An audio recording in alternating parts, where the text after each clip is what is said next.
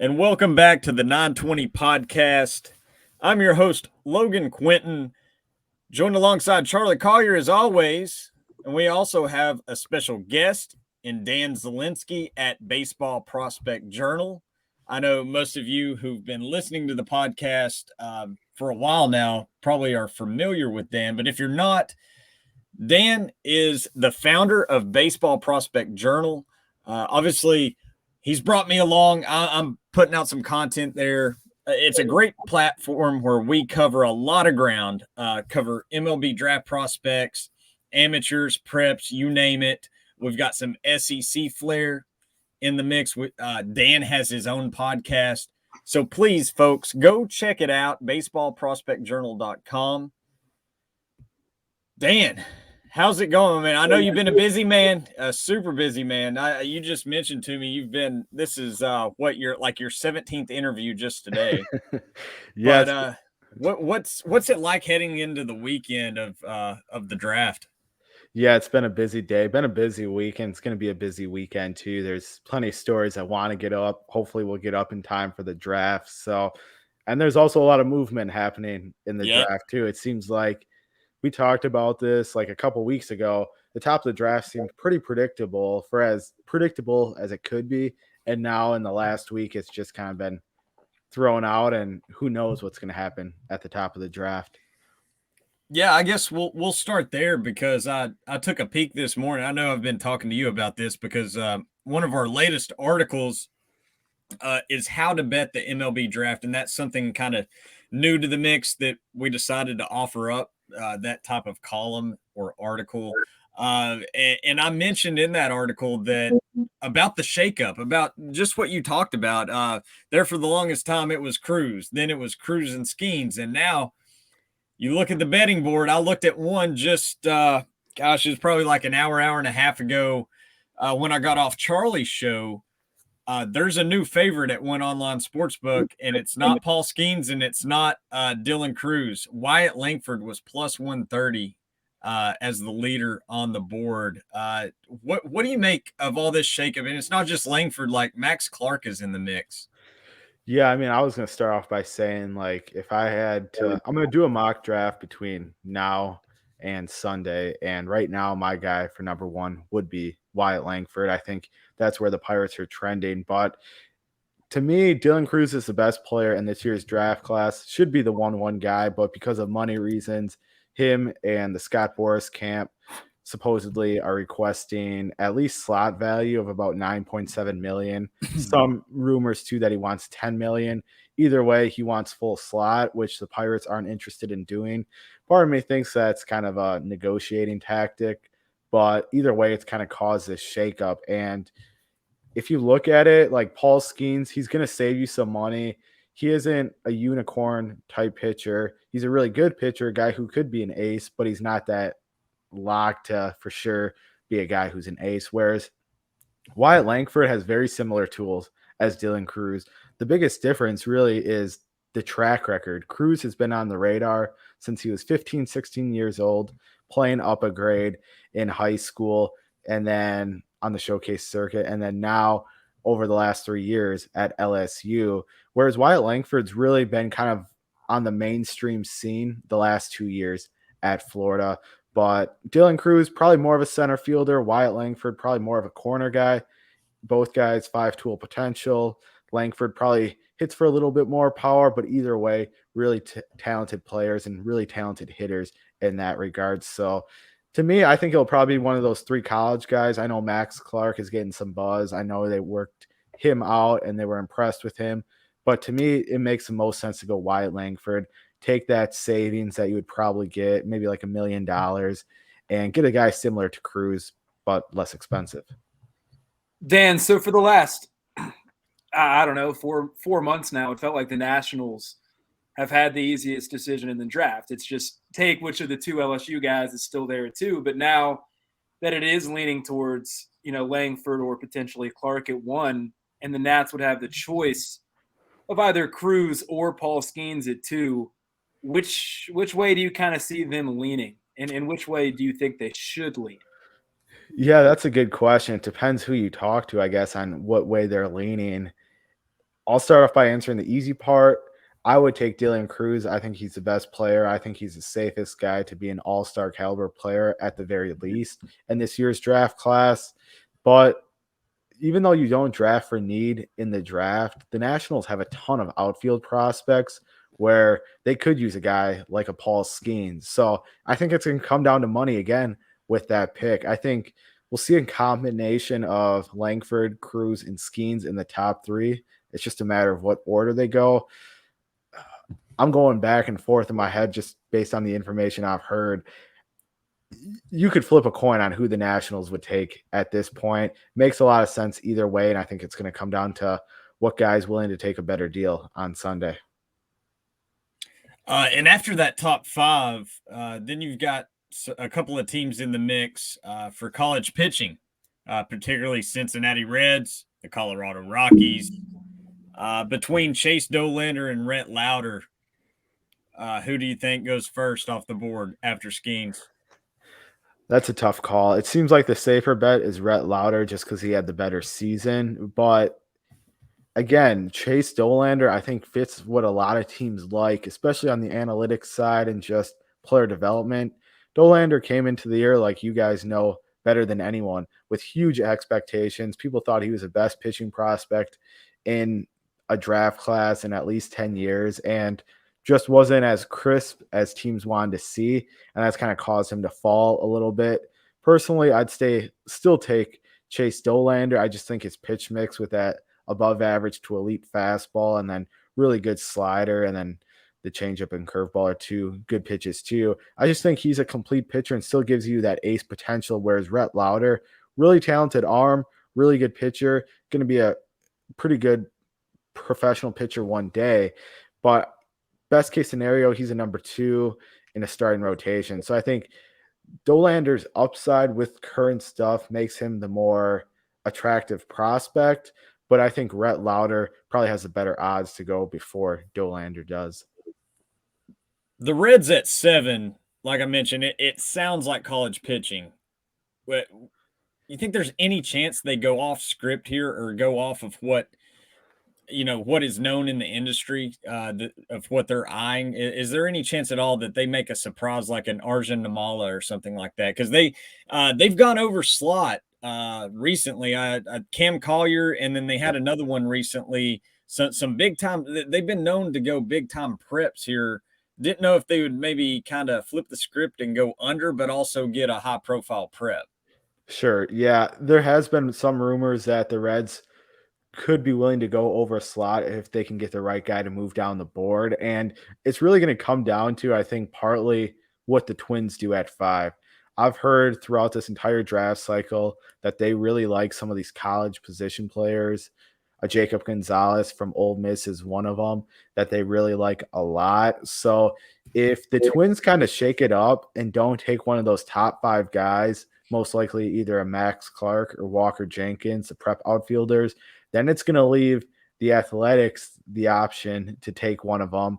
I don't see the Athletics going over slot for Walker Jenkins or Max Clark. So then one of those guys would be on the board for the Reds, which would make it an interesting decision. To me, if that's the case with either a Walker Jenkins or a Max Clark on the board, I think they probably would highly entertain taking one of those guys and probably paying them slightly over slot to do it. If neither of those guys, if none of the top 5 guys fall to 7 at the Reds, I think pitching's the most likely option. And to me, Dollander fits more what they're trying to get from a starting pitcher because of what I mentioned earlier, his pitch mix, his potential, his size. And I think he's just a better fit overall at 7 if they go that college pitching option. So, Dan, say the Reds don't go the college pitcher route. The Rockies probably more inclined to take a 2-seam guy like Lauder. All of a sudden, Dollander's falling out of the top 10. What's the lowest you kind of see him falling? That's a good question. It depends. Like the Angels, I could see them. They've been targeting pitching for a while in drafts, so I could see them going that option, I think the Brewers at 18 would have to entertain it. The Orioles at 17 would have to entertain it. I don't think Dolander gets that far. I think right now his worst spot is the Angels at 11. And if if not there, he's going to go somewhere in the teens. But he's probably going to get paid regardless because he is one of the top 5 to top 10 players in this year's draft class, was a top 5 guy coming into the year, now more of a top 10 guy. I still think he's going to get paid, and he's not going to make it into the 20s. I'm pretty confident there with that. If he does make it into the 20s, it's because a team is intentionally trying to move him down. He's just not going to fall that far because of his talent. Right. Do you are there any like major or even minor surprises in the first round that maybe we should have an eye out for?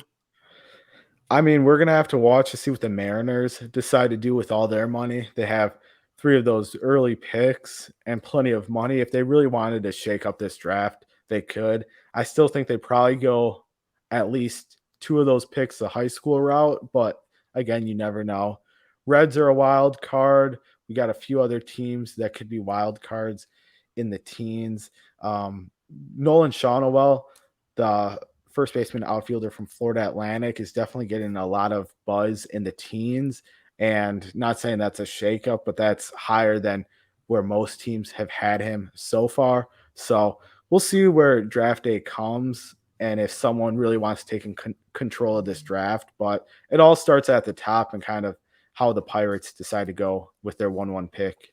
I saw Nolan Shawnoel at 11 in Keith Law's latest mock draft, and that's the highest I've seen him so far. But that is a name that I guess continues to climb. Yeah, guys, I just couldn't get it. I like him, and when I did this mock, I just couldn't get him down there. I do know that, like, we've heard that he's got some suitors in the teens. I just think the positioning up at the top of the draft will lead to kind of, and I would throw Jacob Wilson in this mix. Yeah. I think those guys get kind of bumped back because of what happens at the top. I've got Nolan mocked to the Phillies down there at what do they have, 27, something like that. But yeah, it's going to be interesting because if they go up the middle college early, then obviously Wilson, Shanuel, they're going to be hot commodities.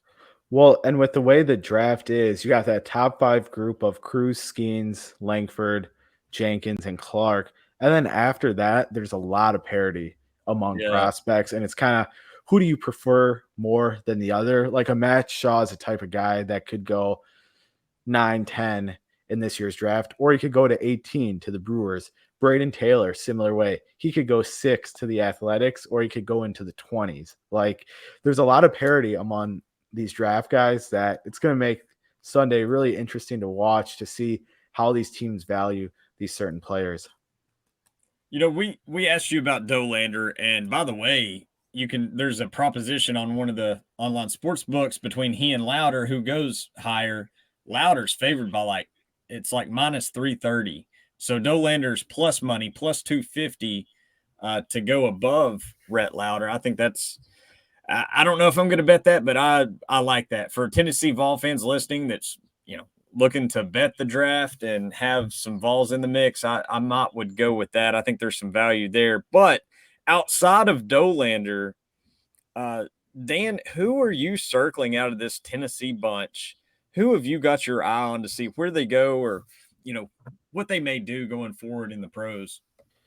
Yeah, I mean, obviously Tennessee's done a really good job of turning out talent in recent years. Maui Ahuna is a guy that I'll be curious to see where he goes because he did come into the year with high expectations, transferred in from Kansas, had to sit out those first couple games, and he's just an interesting profile on the offensive side that I think at times scouts leave wishing they saw more from him offensively, but defensively, really good. It's going to stick at shortstop, but the question marks about his offensive profile could kind of hurt his draft stock a little bit. Needs to be maybe a little less aggressive, cut down on some swing and miss, and just drive the ball more into the gaps. But I'm kind of curious to see how Ahuna ends up doing, especially after the early season expectations that were placed on him. With the two pitchers that we're going to see in the earlier rounds from Tennessee, Andrew Lindsey and Seth Halverson both, how do you kind of see those two guys through the lens of the MLB world, I guess, as they project into their professional careers? And then, with Andrew Lindsey and, him not playing college baseball last year and then, kind of ending up in that Friday night starter role halfway through the year this year, the teams really feel all that confident in what they know about him as a prospect? Yeah, I mean, that's obviously one of the reasons why he's probably going to go a little bit later than maybe a number one starter on an SEC team usually would, is because there just isn't that track record with him. And just from a pure skill point, he's 6'3", 216, has an above average fastball, really good slider too. And there's a lot to like with him, at least in his pitch mix. He's not the flashiest of pitchers, but he does have the ingredients to be a starting pitcher long term. Maybe not like a top of the rotation guy, but someone who could be kind of a back end of the rotation starter down the line. Mid 90s fastball is always going to play, especially when you have a slider too that can match that. And worst case scenario, he ends up moving to the bullpen. But again, he's a guy that was in a great player development system and had a lot of success this season. I think it says something about his ability to take a year off, come back and have success. And then we'll see where he goes. Probably, I'm thinking he's mostly like a top 5 round guy in this year's draft class, whereas Seth Halverson probably goes a little bit later than that. He's a guy that has the velocity and has showed it. He just has to be more consistent, and he also probably proves to be a reliever at the next level, which those guys always tend to fall a little bit in the draft, especially if you aren't kind of that marquee prospect. But there's still stuff to like with Halverson as well. He's got the quick arm action. He's athletic. He repeats his delivery and has that 3/4 arm slot too. So even though he's not like a Dolander or even a Lindsey, he's still a guy that can provide value to an organization down the line. Yeah, as far as Seth Halverson is concerned, my bold prediction, I told Charley on the radio today that my bold prediction is that Halverson goes above Lindsey. I think they actually get closer in range than people think. I think the biggest knock on Halverson is this is his 3rd time being eligible. Right. But other than that, I don't have any concerns. The velocity isn't a concern for me because it wasn't that it was inconsistent. They just didn't go there in the game plan. He came in this year as a pitcher attacking the bottom of the zone with a lot of sink. He's a weak contact guy, and he was getting some swing and miss. But later in the season, we saw him out of nowhere. It began in Athens. They started attacking up in the zone, forcing, sniffing triple digits, and it was there. And the guy is, he's physically gifted. Like he's not just this stumpy bulldog that's like not athletic. He's really nimble. And I guarantee you, like, my money is on him as far as who can squat the most on the team outside of Zach Joyce, because Ben and Zach Joyce are like cyborgs. They don't count. But Seth Halverson, man, like, he looks like he can play linebacker. He's well built, but he's nimble. And I think he's more athletic than, and like you said, you see it in the delivery, smooth, repetitive. I think that if a team has done their due diligence and they really, really like him, I mean, you're talking the ability. He's got the projectability to throw triple digits, but he's also shown the acumen to battle in the zone and get weak contact with some sink action. Yeah, I really, really, really like Seth Halverson. That's one I've got my eye on.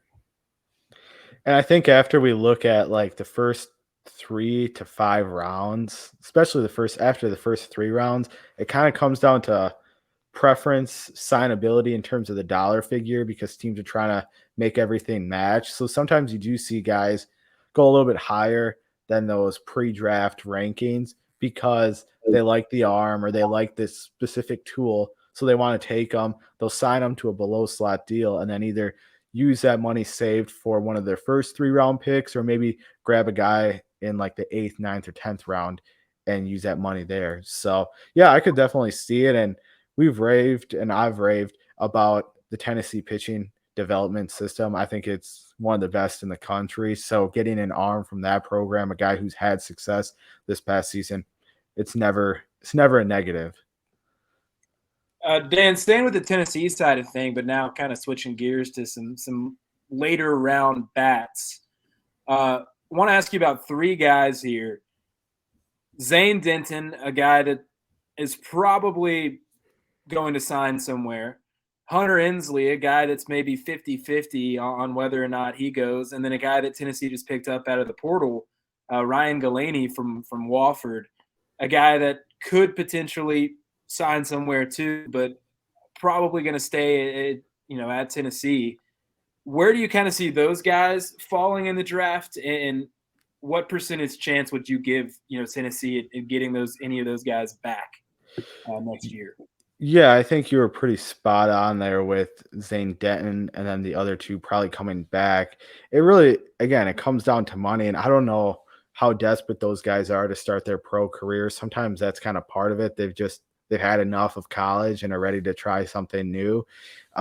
So that plays a role in it. And then like Zane Denton is a guy that he might not get a ton of money, but he is senior, someone who's been around college baseball for a while now. Like, does he have anything left to prove? No. Is he going to get a ton of money? Probably not, because his leverage really isn't quite there. But again, he's someone that can give depth and has a quality bat to an organization and just help a team, whether he makes it to the major leagues or not. But if he does make it to the major leagues, maybe he's a guy off the bench or a utility guy, something like that, who can get some at bats, maybe not as an everyday starter, but someone who can make an impact in a variety of ways. Dan, I was going to ask you about Aaron Combs. This is a guy that I really, really like. He's a righty specialist, and I think it's I don't know what round, maybe like the 5 to 7 round range, maybe. Like you said, it just depends on the money and a team willing to go underslot. I think this is an easy signing because you know what you're getting with Combs, and it's a guy with a ton of spin. He has a different delivery where he hides the ball well. There's a lot to like in that pick, kind of in the mid rounds, don't you think? Yeah, I think so. And I think you're spot on kind of with where you think he might go. He's going to go to a team that probably is really analytically driven, has a great kind of pitching development program that's kind of driven around those analytics, because he does have so much spin in his fastball, his breaking pitch, that a team's really going to fall in love with that. And I like his size, 6'3", 190. He does show some quality velocity. There's still, I think, room to add to that once you get him into a professional development system. And arm slot's really good. I like the deception with his arm slot, high spin, like I talked about. I think, again, another guy that you don't have to take early, but he can get you value at the major league level potentially one day as a reliever who fits that analytical driven kind of model that teams are kind of leaning towards these days. I didn't know if you had anything on Hollis Fanning. This is a guy that really did a lot for himself this year. He didn't eat a lot of innings, but he showcased the ability to get mid-90s, and he also offered some off-speed, about 84 to 86.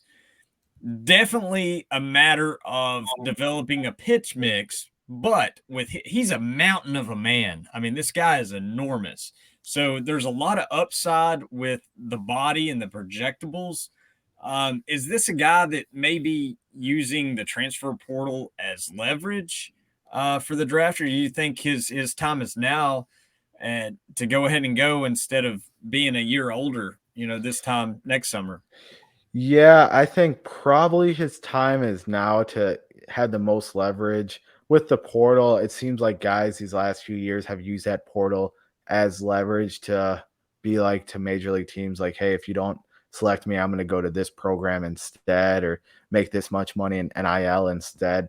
But that's one thing I was going to mention about him is just his size at 6'8" and what is he, like 230 pounds.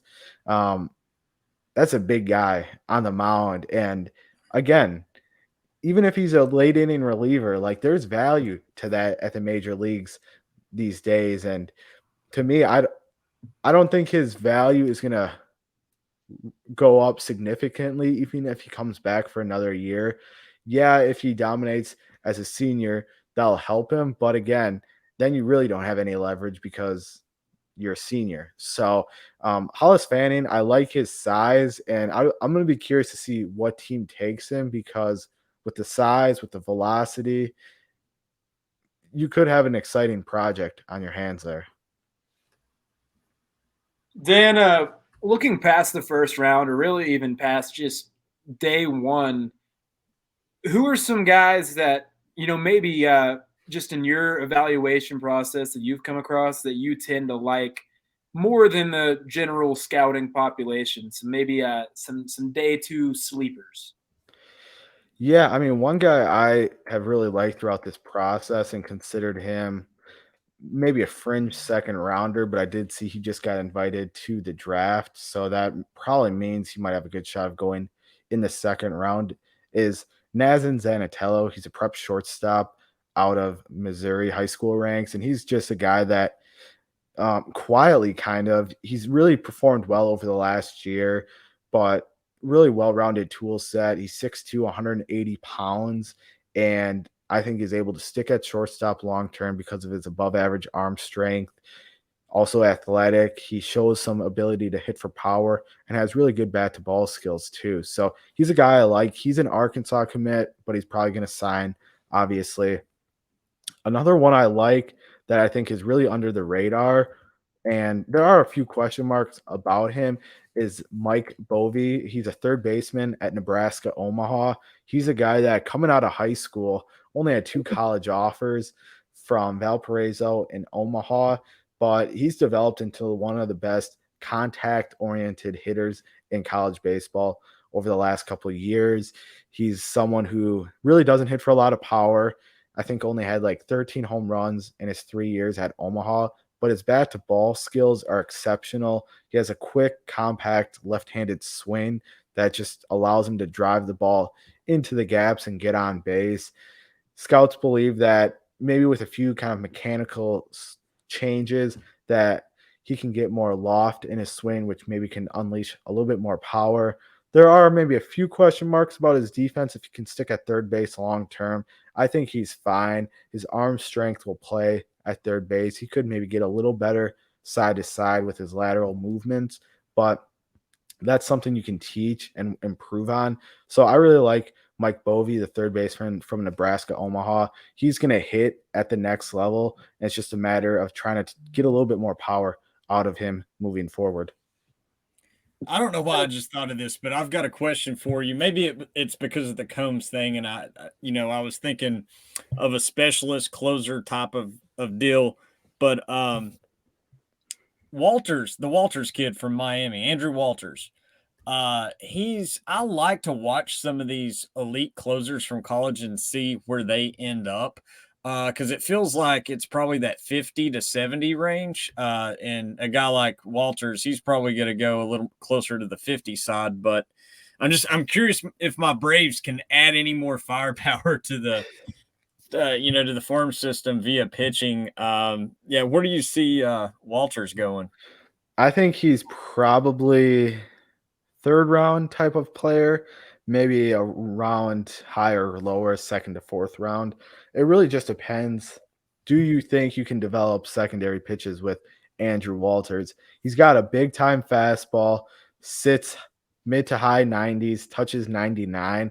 So that's good. But then secondary pitches really doesn't have a whole lot there. It's really just a slider, which is kind of fringe at best. He's obviously had a lot of success at Miami, so it has worked what he's doing. But I think you're going to have to develop and really work on one or two secondary pitches for him to have success in pro ball. But at least the size, the fastball velocity, control and command are pretty good too. So I think there's the ingredients for him to be a big league reliever down the line, but you got to just work on those secondary pitches more to get the most out of him.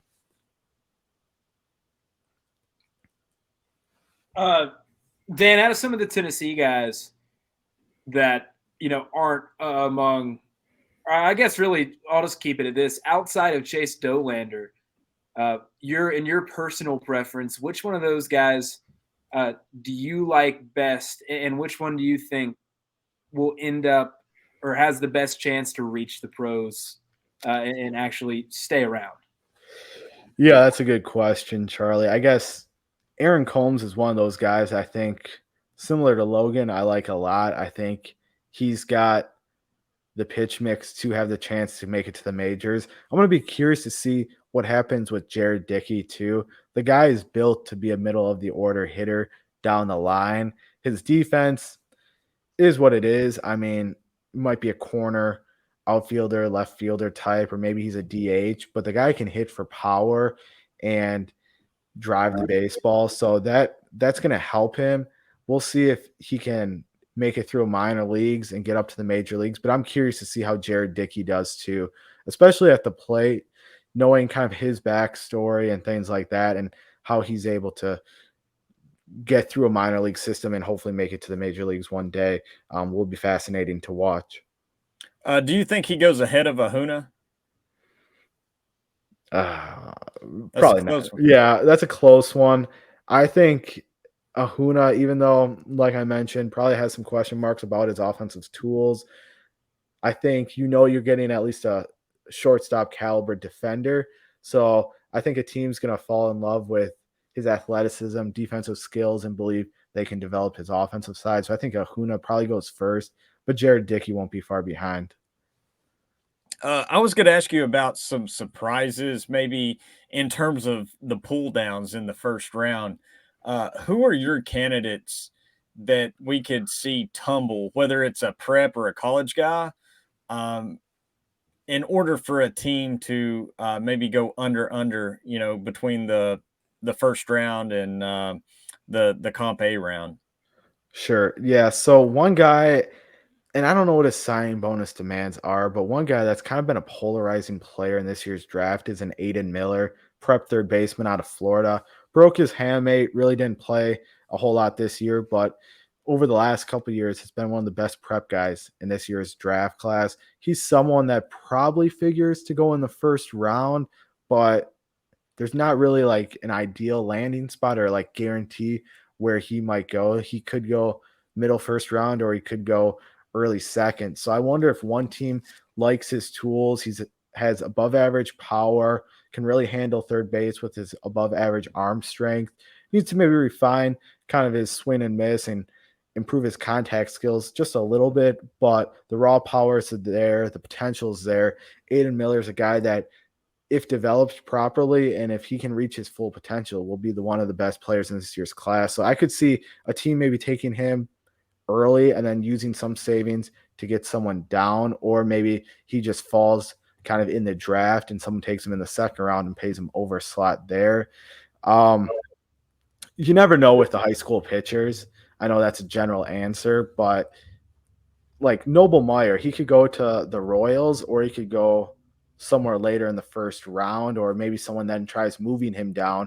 Right-handed pitchers or just prep pitchers in general typically are guys that teams like to move down draft boards because there's risk involved with them. They usually command a lot of money, and a team doesn't want to take that risk early, so would rather maybe take a college guy for cheap and then work them down. A couple other guys that stand out to me are there's a quality crop of prep shortstops in this year's draft class. Walker Martin is a guy I really like out of Colorado, Eaton, Colorado, kind of a smaller town in Colorado. But to me, he's really kind of a well-rounded player. Arkansas commit who is 6'2", 188 pounds. I could see a team taking him early and then using that money to get maybe one of the college guys that fall or prep guys that fall. So those are some guys I think could go maybe underslot and help with movement. Arjan Nimala, he's kind of floating around the entire first round. So I wonder if a team like the Pirates would maybe try to save money at 1-1 and work him down to their next selection. I'm not sure, but he's kind of a guy that, if everything clicks, could be one of the best players out of this year's draft class. So yeah, we'll see who ends up trying to save money to work guys down. Looking ahead to 2024 now, as we start to wrap up here. For Tennessee, obviously the biggest names: Blake Burke, Christian Moore, now Billy Amick in the mix too through the portal. Who are Tennessee's, I guess, best prospects, best chances at having first rounders next year? But then, also who are maybe some other guys on the radar that we haven't really taken into account yet? Yeah, I mean, I think the big one for Tennessee first, with Chase Burns leaving, most likely he's in the portal. But the guy that I really look at is a Drew Beam. I was really impressed with him at the College World Series when I saw him pitch against LSU. LSU's hitters, most notably Dylan Cruz, raved about Drew Beam, even said that he thinks Drew Beam's a guy that's going to pitch in the major leagues for a long time. And Drew Beam impressed me. His size is notable. He looks like that prototypical starting major league pitcher. High 90s fastball, has a really good curveball with break that generates swings and misses.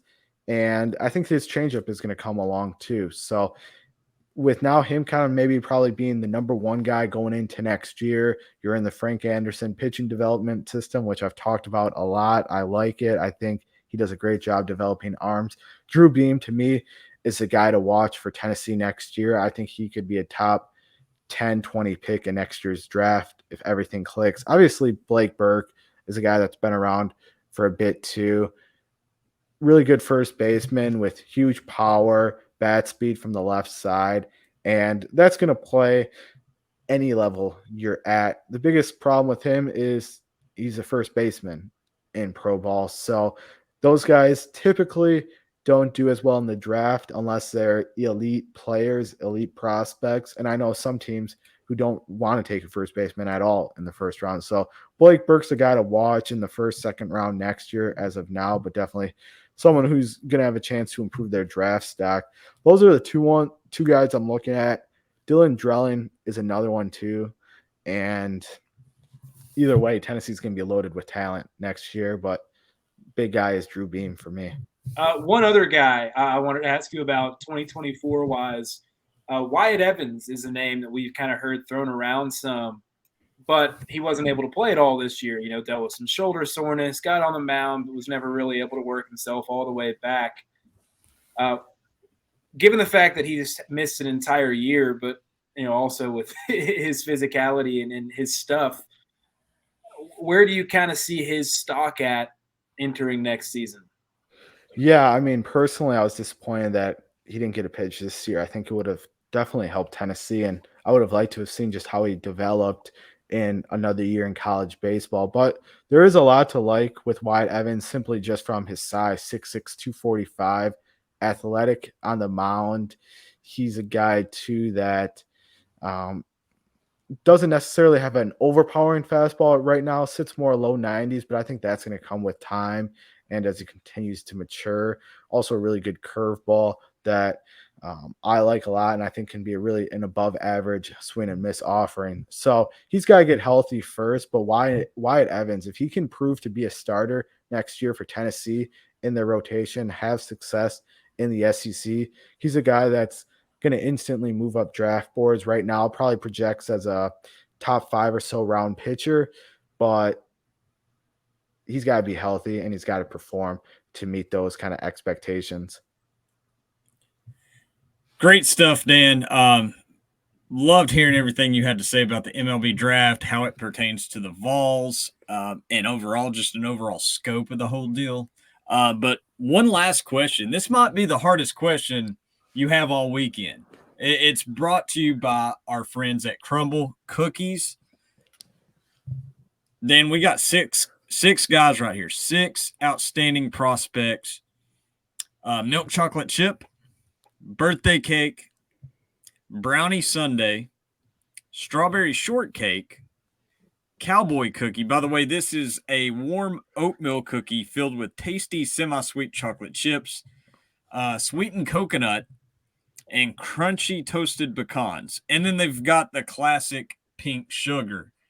Out of these 6, what's your 1-1? It's funny that you bring this up because I was on an Omaha radio station earlier today and they were talking about the exact same topic. I know I think there are, if I'm not mistaken, I think there are 2 stores in Omaha. But I looked it up when Omaha became a thing for Tennessee. That was one of the first things I Googled, crumble cookies in Omaha. But the cowboy cookie sounds good. I'd like to try that. So it's not the conventional one, but definitely like to try that. So I'll go with that one. Charlie, you going with old reliable? You gotta mix things up. You gotta try to do a pull down here or what? No, I'm just going with chocolate chip. Yeah. Keep it simple, right? Like Cruz, right? You just take Cruz and roll with it. Yeah. Well, I don't know. I want Paul Skeens instead of Dylan Cruz as a Nationals fan. So, well, that would set it up for you. If you take Cruz at 1, then Skeens is right there. Yeah. Okay. That's what we're going with. I've got to go birthday cake here. That's I love the birthday cake flavor, like with ice cream or anything else. See birthday cake. That is Max Clark. It's birthday cake, and I'm rooting for that pick to happen because man, I'm one happy camper sitting on a 20-1 Max Clark ticket. I just wish I would have doubled down with Wyatt Langford also. I'd be ecstatic because I think he's on the leaderboard at both sports books that I'm looking at right now, which is crazy. I mean, this time last week, Max Clark 20-1 odds, Wyatt Langford was 30-1. And, we talked about this and trying to get the betting info out there. And I was in Atlanta, and then we had 4th of July, and the fireworks the dust from all the fireworks haven't even settled yet. And we've got massive chaos. There's more to come, Dan. It's the last 2 or 3 days up to the draft is just nutty, and can't wait to see what unfolds. But folks, please be sure to go check out Baseball Prospect Journal. Dan Zielinski. Find him on Twitter. We've got some great stuff for you if you want to read or listen about the MLB draft. Dan, thanks for coming on. Any parting thoughts? Yeah, I'm excited to see how the draft plays out. I think kind of like you said, Logan, it's going to be a hectic couple days. It's going to be a hectic couple hours leading up to the draft. I'm going to go with Wyatt Langford 1-1, but nothing would surprise me at this point. So we'll see what happens. Absolutely. Again, everyone, check it out on Twitter at the BP Journal, and it's baseballprospectjournals.com. Folks, we're counting down now. We are counting down and can't wait to see what happens. Fellas, it was a blast as always, and I'm sure we'll be back to kind of recount this and to talk about how wrong our mock drafts were and how great a pick the Atlanta Braves had in the first round. All right, till next time, folks. We'll see you.